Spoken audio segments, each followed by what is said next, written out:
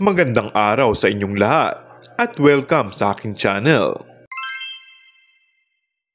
Hindi lang ang mga netizens at ang mga solid fans ang nawindang sa buwis buhay performance ni Kim Chiu, maging ang kanyang ka-love team na si Paolo Abilino.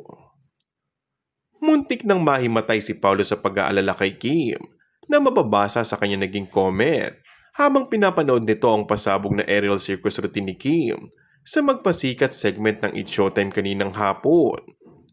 Say ni Paolo sa kanyang expose, pigil hininga ang ginawa ni Kim. Sabi pa ni Paolo, tigil, hininga, kalma, Kim Chiu while watching this, paano? Ito yung eksena ni Kim na naglambitin siya sa ere at lumipad habang indinuduyan at saka binitawan.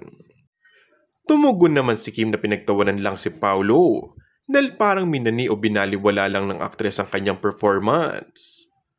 Gaya ni Paolo, tumigil din ng ilang minuto ang mundo ng mga fans sa ginawa ni Kim. Sabi nga ng ilan, ipinagdarasal ko siya habang nanonood ako. Napasigaw ang puso ko, kaya pala nakabantay si P kahit sa TV lang. Nagpasalamat naman ng mga solid fans ni Kim nang matapos ang performance nito nang wala itong disgrasya o aksidente. Ang lumilipad na performance ni Kim ang dahilan kung bakit na ambulansya nitong mga nakarang araw ang actress host. Sa Sabado ang verdict kung alin sa grupo ng It's Showtime host ang mananalo sa taong ito ng magpasikat. And that's all for our today's video.